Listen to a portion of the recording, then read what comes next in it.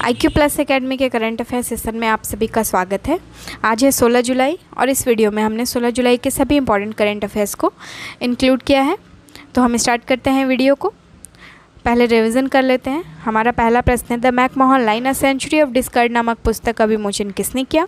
तो दोस्तों यह जनरल जे.जे. सिंह के द्वारा किया गया है। राष्ट्रीय प्लास्टिक सर्जरी दिवस कब मनाया जाता है? राष्ट्रीय प्लास्टिक सर्जरी दिवस प्रतिवर्ष 15 जुलाई को मनाया जाता है। सरकारी सर्वेक्षण के अनुसार किस राज्य में विधायकों और प्रबंधकों के रूप में काम करने वाली महिलाओं का अनुपात सबसे अधिक है? यह अनुपात मिजोरम में सबसे अधिक है। नेक्स्ट है, किसने हाल ही में भारत की खुदरा मुद्रास्फीति और औद्योगिक उत्पादन सूचकांक पर डेटा को जारी किया है? यह डेटा राष्ट्रीय सांख्यिकी कार्यालय के द्वारा जारी किया गया है। नेक्स्ट है, चीन और किस देश के द्वारा सी गार्डियंस 2 समुद्री अभ्यास को आयोजित किया गया है? तो सी गार्डियंस 2 को अभी हाल ही में चाइना और पाकिस्तान ने मिलकर आयोजित किया है। नेक्स्ट है, कौन सा हवाई अड्डा पहला कार्बन न्यूट्रल हवाई अड्डा बनाया जा रहा है? तो दोस्तों लेह हवाई अड्डा भारत का ऐसा पहला हवाई अड्डा होगा जो पूरी तरह से कार्बन न्यूट्रल होगा। नेक्स्ट है, हाल ही में किस संस्थान के शोधकर्ताओं ने कैंसर पैदा करने वाले जीन की पहचान करने के लिए पीवोट नामक एक AI टूल को विकसित किया है? तो दोस्तों यह AI टूल IIT मद्रास के द्वारा विकसित किया गया है। स्टार्ट करते हैं आज के प्रश्नों को। पहला प्रश्न है, हाल ही में राष्ट्रीय सुरक्षा परिषद सचिवालय ने साइबर सुरक्षा पर सहयोग किस विशेषज्ञ समूह की बैठक की मेजबानी न्यू दिल्ली में की है? ऑप्शन है बिम्स्टेक, सार्क, ओपेक या नाफ्टा। तो दोस्तों अभी हाल ही में बिम्स्टेक के विशेषज्ञ समूहों की बैठक की मेजबानी न्यू दिल्ली में की गई है। यह 2 दिवसीय बैठक थी जिसका अध्यक्षता राष्ट्रीय साइबर सुरक्षा समन्वयक लेफ्टिनेंट जनरल राजेश पंत के द्वारा किया जा रहा था।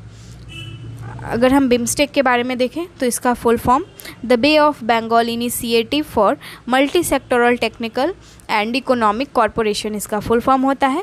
इसके सदस्य देशों में बांग्लादेश, श्रीलंका, इंडिया, नेपाल, भूटान, थाईलैंड और म्यांमार शामिल हैं।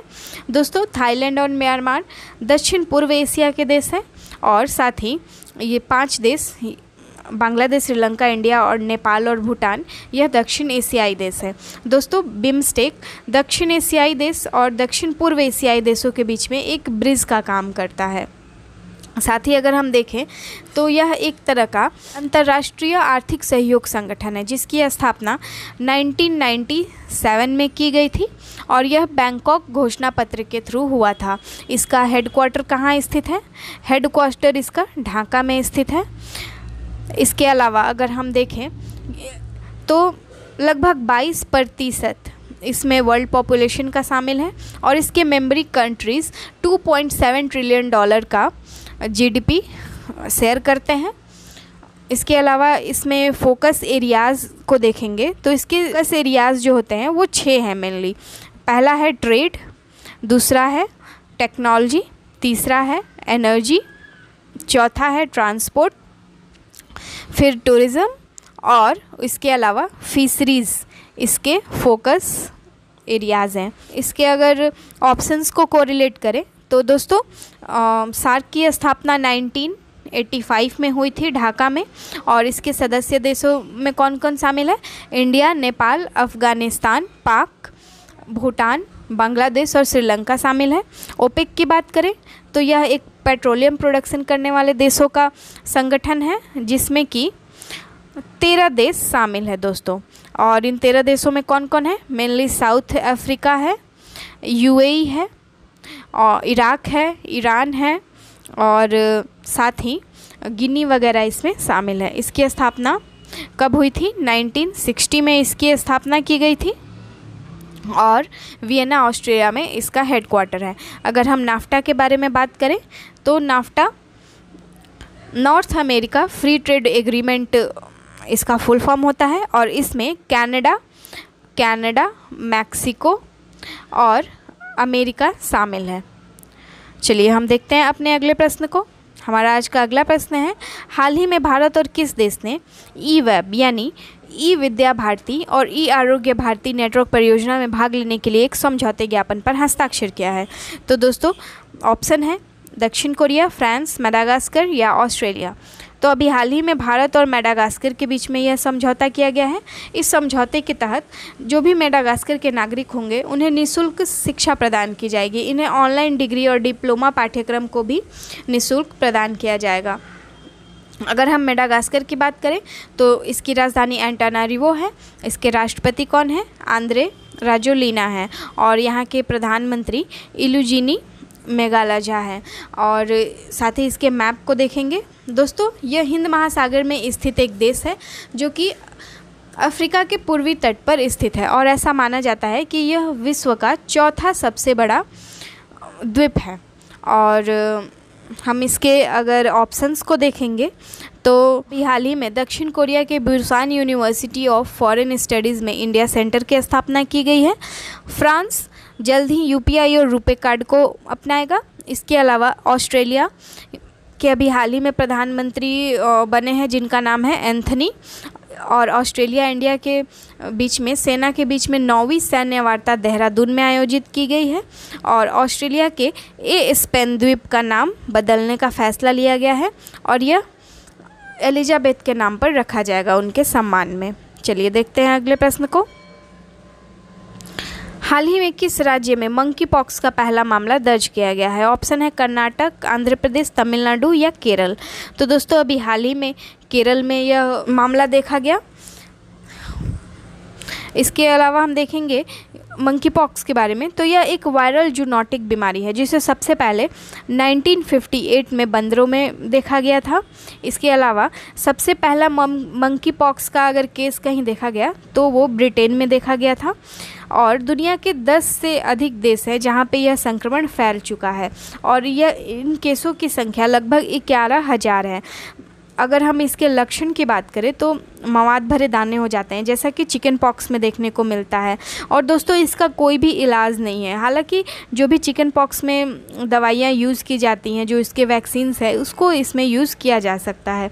इसके लक्षण क्या क्या हैं? तो मवाद भरे दाने हो जाते हैं, सिर दर्द है, बुखार है, थकान है, मांसपेशियों में दर्द, कपकपी हो जाती है। तो ये सारे लक्षण इसके मेन हैं। चलिए अगर हम देखें इसके ऑप्शंस को तो अभी हाल ही में कर्नाटक के बेंगलुरु में वन हेल्थ पायलट प्रोजेक्ट के रूप में लॉन्च किया गया है। आंध्र प्रदेश ने ACB 14,400 नामक ऐप को लॉन्च किया है। और इसके अलावा तमिलनाडु स्कूली छात्रों के लिए मुफ्त नाश्ता प्रदान करेगा। वहाँ के मुख्यमंत्री के द्वारा यह घोषणा की गई थी। एन्नम एथुजम यहाँ की एक परियोजना है। और साथ ही थूथुकुडी में फ्लोटिंग सोलर प्रोजेक्ट और न्यूट्रिनो वेधशाला की स्थापना की जा रही है यहाँ पे। इसके अलावा अगर हम केरला की बात करें तो अभी हाल ही ने टाटा पावर प्रोजेक्ट ने भारत की सबसे बड़ी तैरती हुई सोलर पावर प्रोजेक्ट की स्थापना की जा रही है केरला में। इसके अलावा केरल को स्टार्टअप इकोसिस्टम में एशिया का फर्स्ट स्थान प्रदान हुआ है। कॉस्मोस मालाबारिस परियोजना के लिए नीदरलैंड के साथ केरल ने समझौता किया है। और साथ ही यहाँ के राज्य के कर्मचारियों के लिए केरल ने मेडिसेप नामक एक परियोजना को शुरू किया। इसके अलावा हम देखेंगे कि बर्ड एटलस को तैयार करने वाला पहला राज्य कौन सा है? तो केरल है दोस्तों। चलिए, और पक्षियों की अपनी लाल सूची तैयार करने वाला राज्य भी केरल है। तो आप लोग इन सभी को भी याद रखेंगे। देखते हैं अगले प्रश्न को। हाल ही में किस देश ने भारत में एकीकृत खाद्य पार्कों को एक श्रृंखला विकसित करने के लिए $2 अरब के निवेश करने की घोषणा की है? ऑप्शन है जापान, संयुक्त अरब अमीरात, सिंगापुर या USA। तो अभी हाल ही में संयुक्त अरब अमीरात के द्वारा यह घोषणा की गई है। दोस्तों संयुक्त अरब अमीरात के इस निवेश से जो भी दक्षिण एशियाई कंट्रीज़ हैं और इसके अलावा जो भी दक्षिण मध्य एशियाई देश हैं, तो उन देशों में जो खाद्य असुरक्षा है उसको में कमी लाने में काफ़ी मददगार साबित होगा। अगर इसके ऑप्शंस की बात करें तो हम देखेंगे कि अभी हाल ही में जापान के MUFG बैंक को गुजरात के गिफ्ट सिटी में एक शाखा खोलने की अनुमति मिली है। इसके अलावा सिंगापुर में अभी हाल ही में सांग्री-ला डायलॉग को आयोजित किया गया। और USA के सुप्रीम कोर्ट ने गर्भपात को संवैधानिक अधिकार समाप्त कर दिया है। इसके अलावा अभी हाल ही में जो बाइडेन के द्वारा IPEF की घोषणा की गई। इसका फुल फॉर्म क्या होगा? Indo Pacific economic framework.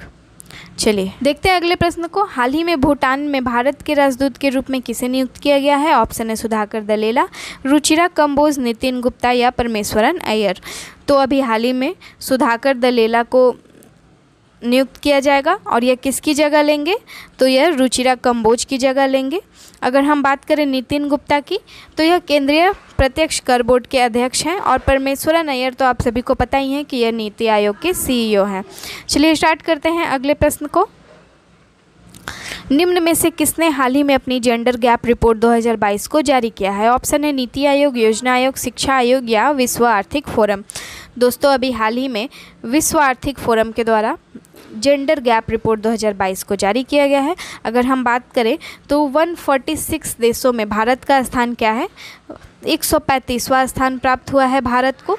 इससे पहले भारत को 140वां स्थान प्राप्त हुआ था, यानी कि भारत में 5 स्तर का रैंक का सुधार देखा गया है। लेकिन फिर भी हम अगर देखें कि इसके जो भी पड़ोसी देश हैं उसमें भारत की स्थिति काफ़ी ख़राब है, यानी कि बांग्लादेश, नेपाल, श्रीलंका, मालदीव्स और भूटान की स्थिति भारत से काफ़ी अच्छी है। और अगर हम देखें सबसे अंतिम स्थान पे कौन है? अफ़गानिस्तान है, उससे पहले पाकिस्तान है और ईरान है। इसके अलावा अगर हम पहले रैंक पे देखें तो हमेशा की तरह आइसलैंड, फिनलैंड और नॉर्वे पहले रैंक पे बने हुए हैं। अगर हम बात करें विश्व आर्थिक फोरम की, तो इसका हेडक्वार्टर कहाँ है? तो कोलोग्नी, स्विट्ज़रलैंड में इसका हेडक्वार्टर है। साथ ही इसके CEO कौन है? Klaus M Schwab. Klaus M Schwab इसके CEO हैं और इसके अलावा इसकी स्थापना 1971 में हुई थी। चलिए अगले प्रश्न को देखेंगे।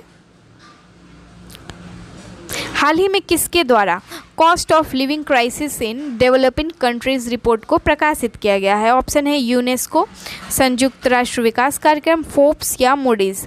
तो अभी हाल ही में संयुक्त राष्ट्र विकास कार्यक्रम यानी UNDP के द्वारा इसको प्रकाशित किया गया है। दोस्तों जो भी यूक्रेन में जो संकट आया था या फिर कोरोना वायरस के कारण जो भी मुद्रास्फीति पे जो भी प्रभाव पड़ा है उसको इस रिपोर्ट में डिस्कस किया गया है। इस रिपोर्ट में यह बताया गया कि जो भी बढ़ती हुई ऊर्जा की कीमतें हैं या फिर और भी जो भी बढ़ती हुई महंगाई है, इन्फ्लेशन है, उसकी वजह से लगभग 71 मिलियन लोग गरीबी की रेखा में शामिल हो जाएंगे। इसके अलावा भारत के गरीबों पे इस महंगाई की ज़्यादा असर नहीं पड़ेगा। और साथ ही में इसमें यह बताया गया कि भारत में जो भी प्रधानमंत्री गरीब कल्याण योजना है और ऐसे जितनी भी योजनाएं हैं वो गरीबों को मुद्रास्फीति के प्रभाव से बचाने में काफ़ी मददगार साबित हुए हैं। अगर हम बात करें यूनेस्को की, तो इसका हेडक्वार्टर फ्रांस के पेरिस में स्थित है और इसकी स्थापना 1945 में हुई थी। फाउंडिंग कंट्रीज़ में इस इंडिया भी शामिल है। UNDP की बात करें तो इसका हेडक्वार्टर कहाँ स्थित है? न्यूयॉर्क में स्थित है। 1965 में इसकी स्थापना हुई थी और यह एक UN वैश्विक विकास कार्यक्रम है और जो कि गरीबी को कम करने और इंफ्रास्ट्रक्चर डेवलपमेंट को प्रोत्साहित करने में काफ़ी मददगार है। इसके अध्यक्ष कौन है? अचीम स्टेनर इसके अध्यक्ष हैं अभी। चलिए देखते हैं अगला, फोर्ब्स क्या है? तो दोस्तों फोर्ब्स एक अमेरिकी बिजनेस मैगज़ीन है और मूडीज़ इसका हेडक्वार्टर न्यूयॉर्क में है और 1909 में इसकी स्थापना हुई थी। चलिए देखते हैं अगले प्रश्न को। निम्न में से किस देश की सरकार ने सनमार्ग ग्रुप के वाइस चेयरमैन नारायण गुप्ता को order of the rising sun पुरस्कार से सम्मानित किया है? ऑप्शन है भारत सरकार, चीन सरकार, अमेरिका सरकार या जापान सरकार। तो जैसा कि आप सभी को पता है कि ऑर्डर ऑफ राइजिंग सन कहाँ का ऑर्डर है दोस्तों, तो यह जापान का ऑर्डर है, जो कि जापान में जो भी कोई अच्छा काम करता है उसके डेवलपमेंट में किसी भी तरह से अगर कोई अच्छा काम किया जाता है राज्य के लिए तो जापान की सरकार के द्वारा यह पुरस्कार दिया जाता है। तो अभी हाल ही में नारायण कुमार को यह पुरस्कार दिया गया है। अगर हम बात करें कि यह पुरस्कार किस लिए दिया गया, तो नारायण कुमार को यह पुरस्कार भारत और जापान के बीच में आर्थिक संबंधों यानी इकोनॉमिकल जो भी रिलेशन है उसको स्ट्रॉन्ग करने के लिए इसको दिया गया है।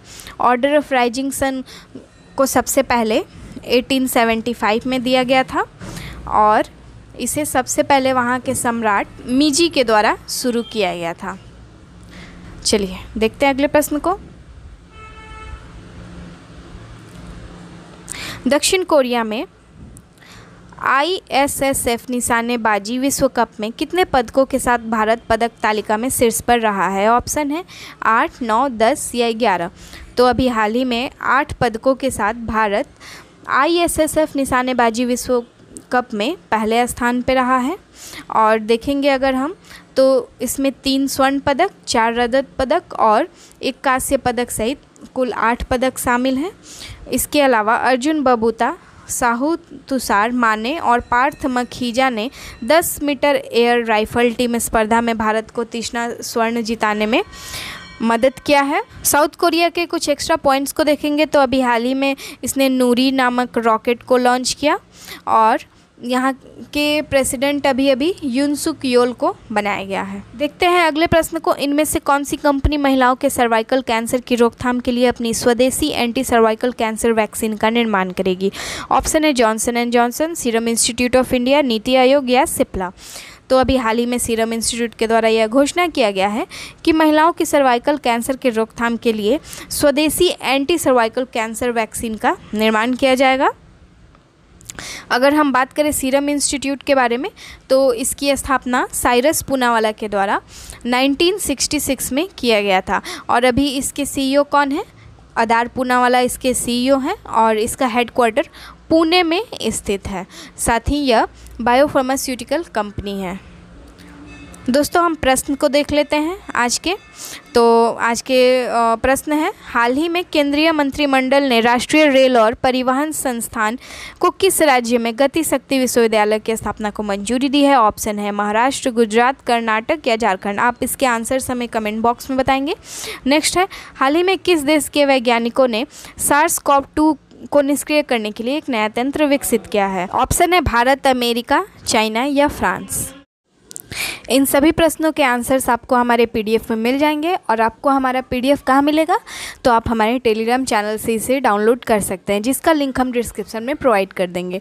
तो दोस्तों होप कि आप लोगों को हमारा ये सेशन अच्छा लगा हो। अगर अच्छा लगे तो प्लीज़ करके लाइक करें, कमेंट करें अगर कुछ इसमें सुधार करना चाहें आप लोग तो, और अगर अच्छा लगे तो प्लीज़ शेयर भी ज़रूर करें।